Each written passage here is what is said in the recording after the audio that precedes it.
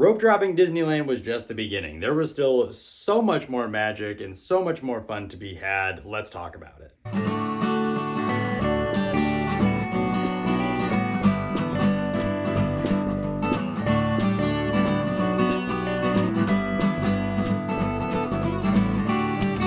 Hey howdy, hey everybody, I'm David and this is our family's small shop, Mickey and Mandy. We are Disney adults that create custom bags, screen printed shirts, and handmade home decor inspired by everybody's favorite magical theme parks. Perfect for your next visit to the Disneyland Resort. And like past Disneyland inspired videos, we are continuing on our Disneyland series. You might remember from a couple weeks ago, I talked about my rope drop strategy for Disneyland and if it worked. And what I would recommend doing, because this is kind of part 2 for my day at Disneyland. If you haven't seen that video yet, head over to our channel, watch the Disneyland Rope Drop Strategy video, and then come back and watch this one. That way you kind of get the whole story. But that's what this week's video is. It's just kind of everything for my second half of my day at Disneyland.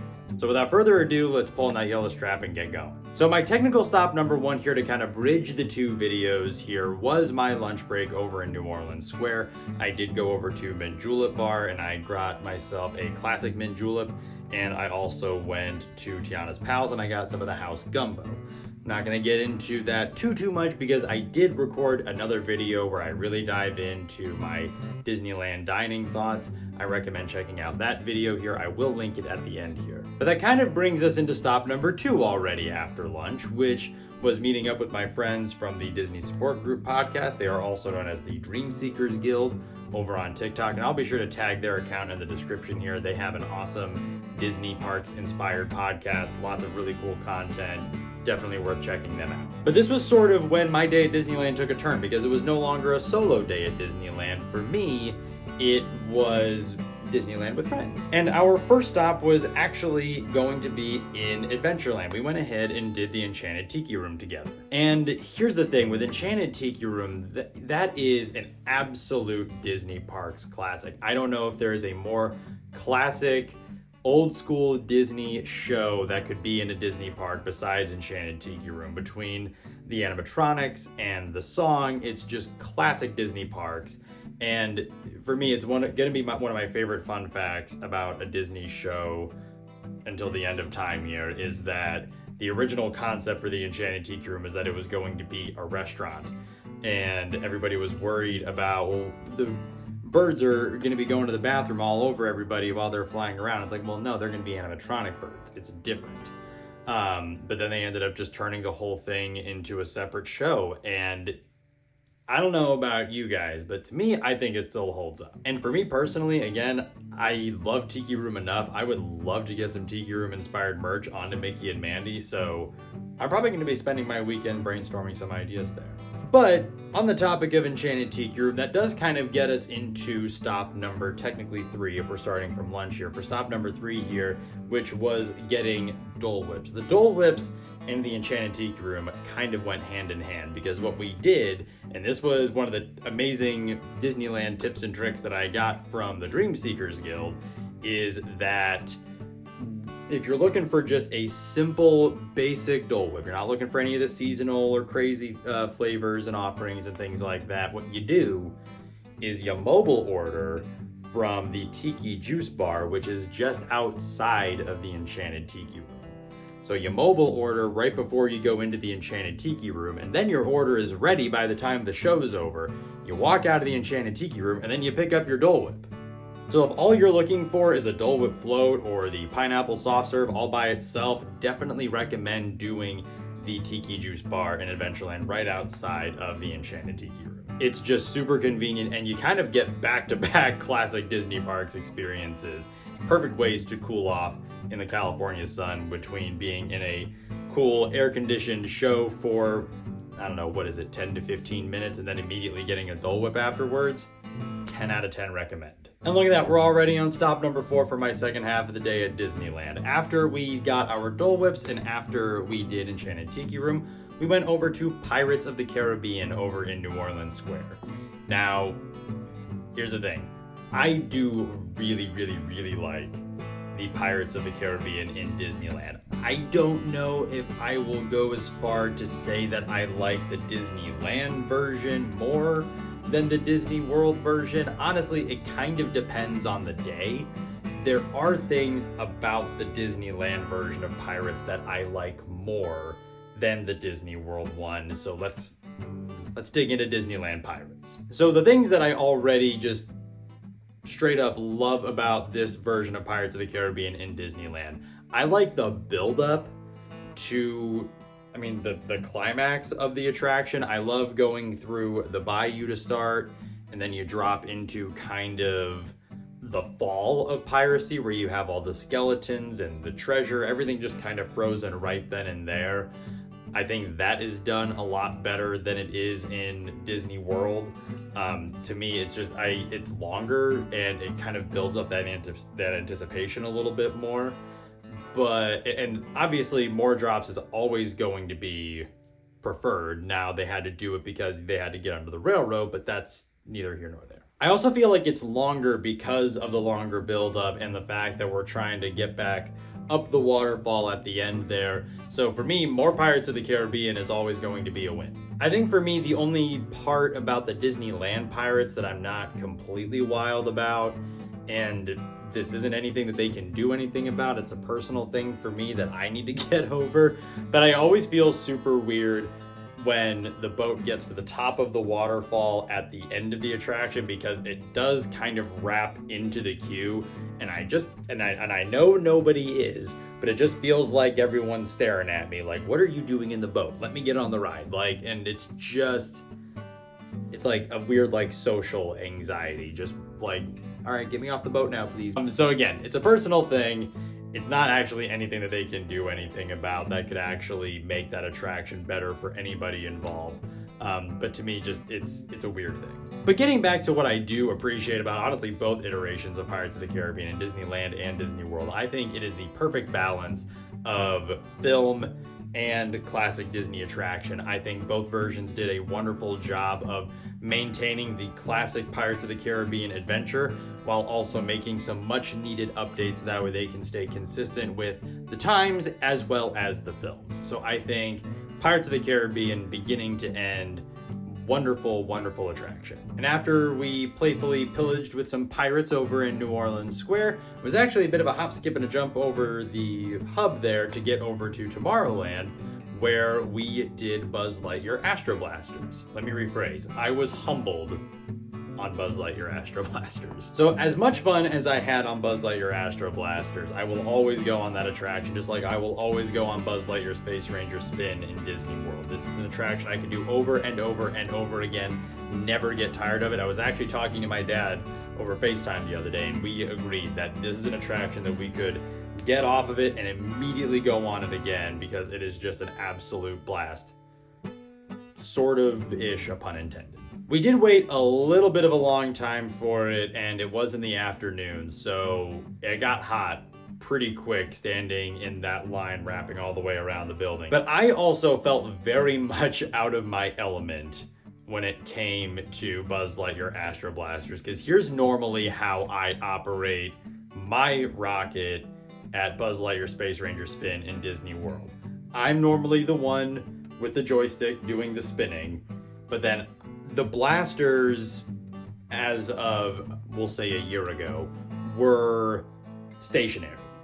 They were fixed on the actual ride vehicle. They weren't holster where you can pick them up and do with what you please. So it was very easy for me to be able to maneuver the rocket to go to where I need to go, and I could very easily keep track of my dot from my blaster. Well, I decided to get cocky, and I decided to dual wield my blasters and also spin the rocket at the same time. And guys, it did not work. You need a buddy if you're going to be unholstering two blasters. You need to have somebody in the vehicle with you, because you cannot spin the rocket and shoot the lasers at the same time. It just isn't possible. So I don't remember what my score was. Frankly, I don't want to remember, because it was just dreadful. And it was at that moment where I was like, if they ever redo the holsters in Buzz Lightyear Space Ranger Spin in Disney World, I am gonna be posed, because I cannot operate anything that isn't mounted to the vehicle. And when they reopened it from the refurbishment and they have the holster blasters now, I was like, well, This is humbling. But in any event though, it's still an amazing attraction. You can probably tell by my Star Command pocket, my Disneyland Buzz Lightyear hat. I am a huge Buzz Lightyear fan. By the way, Disney, release Buzz Lightyear Star Command on Disney+. Please. But huge Buzz Lightyear fan, I will always go on Buzz Lightyear Astro Blaster Space Ranger spin in any form. Such a fun attraction. All right, and this is where things are gonna get weird again a little bit because it was another hop, skip, and a jump back over the hub, back to Adventureland where we did Jungle Cruise. And before I go too much further forward here, I do want to say I love Jungle Cruise. The jokes are always funny. Those skippers deserve all of the praise. I don't know if one Jungle Cruise though between Disneyland or Disney World is better or worse. I think the attractions themselves are going to be about the same, which of course they are. We got the same scenes, generally a similar script from the skippers, so it's going to be a very similar attraction. But again, doesn't make me love it any less. That is still a phenomenal attraction. I love just that there's a certain element of simplicity to Jungle Cruise that I absolutely love. Like, just turn your brain off, get in the boat, we're gonna go up and down the rivers of jungles of the world, and we're going to see all of these amazing creatures, lions and tigers, zebras, and elephants and snakes. They're gonna be all over the place. I mean, it has the 8th wonder of the world with the backside of water right there. So like, what is there not to love about the Jungle Cruise? I think the only thing that I would say that the Disney World version of Jungle Cruise does better than the Disneyland version is I like the queue in Disney World a little bit more. In Disneyland, and I know that this is just the vibe of Disneyland because of the very finite amount of space that they do have, it just feels like you're very compact. Everything's just right there in Adventureland. So I kind of appreciate that Jungle Cruise is kind of off the beaten path a little bit in Disney World. It's in its own separate world building space. There's just something very like,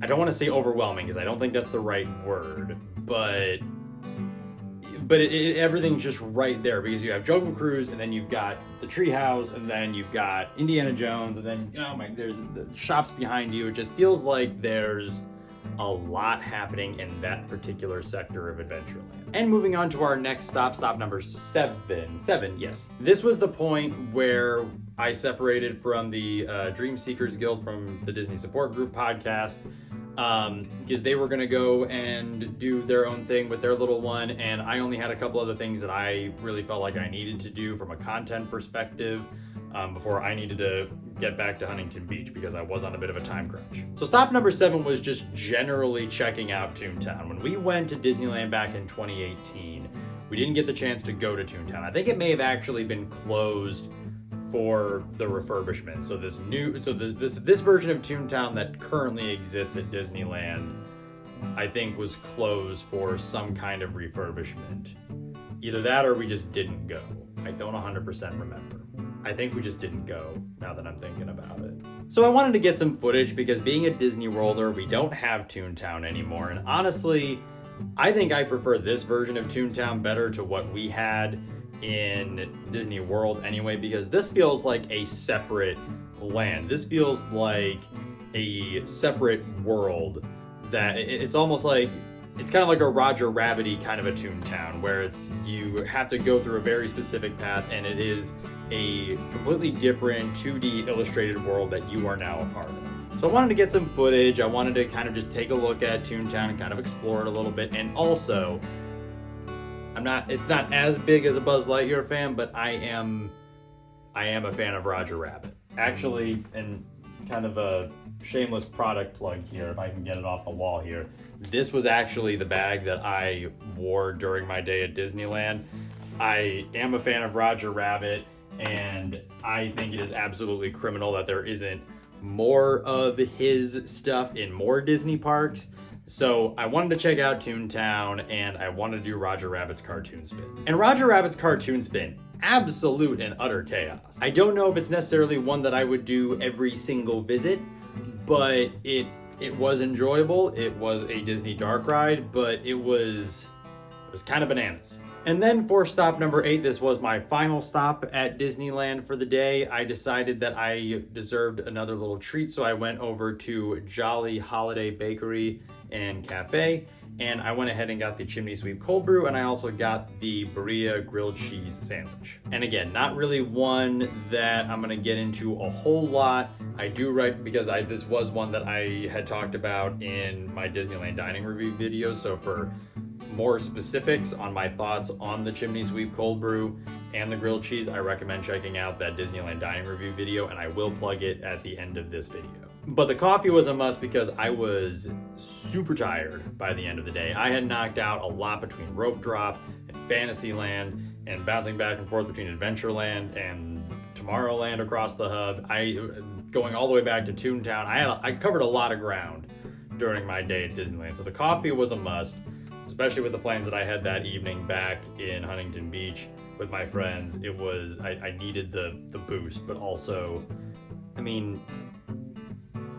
birria grilled cheese sandwich. How am I not gonna get that? But yeah, that was the rest of my day at Disneyland. It was an absolute blast. It was weird at the beginning because I was by myself and I wasn't there with my family, but I was kind of getting back into some familiar territory when I met up with my friends from the Dream Seekers Guild over at the Disney Support Group podcast. So it was nice getting to experience the Disney parks again with people that I knew, with people that I consider to be friends. It kind of made it feel like it was a little bit more familiar territory to me. I would absolutely go back to Disneyland in a heartbeat if I could. And with that, if you wouldn't mind just super quick here hitting that like button and subscribing to our channel, it is support like this that allows us to continue making these Disney parks related videos and sharing our thoughts and our strategies, what we like. And I do have a little bit of a subscriber goal of 200. Once we hit 200, I would like to do a giveaway of some kind with some of the handmade products that we do have on our shop, Mickey and Mandy. And speaking of our family small shop, again, make sure you check out our website. That is www.mickeyandmandy.com. My mom makes handmade custom bags like this sling bag. I got mine customized with the Spaceship Earth fabric, and I absolutely love it. My sister and I have an absolute ball designing these subtle Disney-inspired screen-printed shirts, perfect for any park, any character, any resort. And then me and my dad, we also get to make some of the handmade home decor that you see behind me in our videos. And if you want more Mickey and Mandy, make sure you follow us over on Instagram, TikTok, and Threads.